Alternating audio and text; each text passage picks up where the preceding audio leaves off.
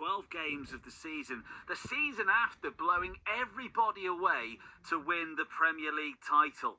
What's going on, and do there need to be questions now asked about the manager or about the players? You tell me. Liverpool fans, get in touch tonight. The fan phone in is on 0800 731 9333 is the number to call. You can chat with myself and Craig Hignett at Anfield. Let's hop around the grounds though for the full-time reports. There was a dramatic afternoon at Prenton Park, Derek Jones. Yeah, second week in a row, Tranmere surrender a 2-goal lead. Couldn't find a winner right at the end this week, though, so it's finished Tranmere 2, MK Dons 2. First half, Tranmere much the better side, ahead on 9 minutes. Bruff's cross from the left, half cleared. Joseph, the lovely ball through to Whittaker, can't finish by him, and Tranmere had the lead. Then on 27, Charlie Whittaker making 2. McGowan's curling ball forward. MK Dons thought it was offside. Play on, said the referee, and Whittaker was there before the goalkeeper to lob it over the top of McGilvray, and Tranmere had that 2-goal lead. Into the second half, well, MK Dons certainly had more possession, but Tranmere were keeping them at arm's length. There were trouble substitutes at both sides on the hour mark. Did that make a difference? Certainly, Dons started to get more possession in the midfield, but it was 77 minutes before they got a goal back. A corner right-hand side, cleared to the edge of the penalty area, and the substitute John Mellish firing in a left-foot shot past Joe Murphy to make it 2-1. Minutes later, Jonathan Lecco was sent off, second yellow for a second foul on Smith. He got a straight red, I think, at the end for the second challenge. But they were down to 10 men, and you'd hope that Tranmere could see the game out. But then on 82, an equaliser for the 10 men. This time another of their substitutes, Thompson Summers, too much space for him edge of the penalty area as he cut in from the right-hand side on his left foot, drilled a low shot past Joe Murphy, and it was 2 apiece. MK Dons, in all fairness, probably had more of the game in those last 10 minutes as they tried to get a winner in this one. But in the end, it's finished all square here at Prenton Park. Tranmere 2, MK Dons 2. Yeah, tricky one to consider for that, because before the game, a point wouldn't have seemed too bad a result, but surrendering a 2-goal lead, be interesting to hear Andy Crosby's thoughts after that one. Let's hop around our National League North ground, shall we? First of all, to Chester at the Diva, Neil Turner. Chester winning this one by 2-0. Leamington, who were bottom of the table, looked like a side who were bottom of the table as well. Chester never really had to get out of third gear.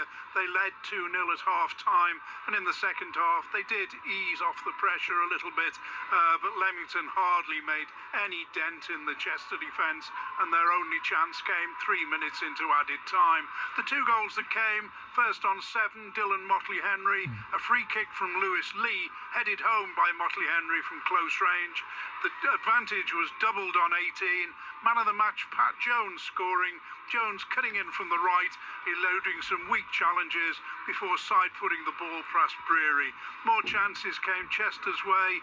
Pearce headed just over from close in, and Finn Roberts shot similarly just over from 20 yards. In the second half, Murray Jones was hardly troubled at all until the last minute when he made an excellent save from substitute Van Leer. As far as Leamington are concerned, I'm afraid it was some form of Bush-Tucker trial they couldn't even get a star for.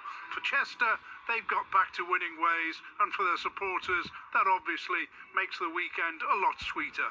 2,263 in the congregation. Chester 2, Leamington 0. Neil Turner, thank you very much indeed. Next to Marine against Oxford City, Phil Kinsella. One of those days for Marine. If I tell you that I've got 2 sheets of paper with saves by the Oxford City goalkeeper, you can tell how frustrated they were that they just could not get past this keeper this afternoon. Despite so many chances, they could have won 2 or 3 matches. Marine have been criticised for not scoring enough goals this season, and today you look at the paper result and say it's a 0-0 draw. But really, they could have done no more than score today, because Jamie Partington in the Oxford goal had what the proverbial worldie. He made 5 great stops in the first half, denying Finn Sinclair-Smith twice from close in. He blocked a certain goal when Charlie Jolly looked certain to score, and then George Newell followed up and he managed to block that. That was all in the first half, and it continued in the second half. He made a fantastic save to deny George Newell again, and then the best of all, 8 minutes from time, a double save to stop Charlie Jolly getting his first goal from right on the goal line. when it looked as though Jolly just had to touch it to get the ball into the net. He did get a break, the keeper, when he looked as though he pulled down Adamanson from a corner. The referee, who was very much the enemy of Marines fans this afternoon, gave it the way of the keeper, and that was the way that he got his break to keep his goal intact. A very, very frustrating day for Marines today. They played some very, very good football, some of the best I've seen from them, but they just could not get past this keeper. 2 points definitely dropped, unfortunately. It finished Marine 0, Oxford City 0. Thank you, Phil Kinsella. Next to Hague Avenue, Southport this afternoon taking on Kidderminster. Mike Perkins. Southport with an impressive comeback here as it finishes 2 each against Kidderminster Harriers. Jordan Slew at the double for the home side here at Hague Avenue, and wow, were they good strikes. The first from the edge of the box, 57th minute, inside left channel, low, hard, and past Christian Dibbles dive into the goal. The next from a similar position, just even further out. 7 minutes later, same method, low, hard, and again, giving the diving keeper no chance. The visitors' goals came in the first half. Both were fortunate to find the net. Xander Sasiba with a powerful strike, 17 in after the gold shirts couldn't clear it out of a crowded penalty area. Then Amari Morgan charging down. Unfortunate goalkeeper Chris Renshaw, it bounced into the home net.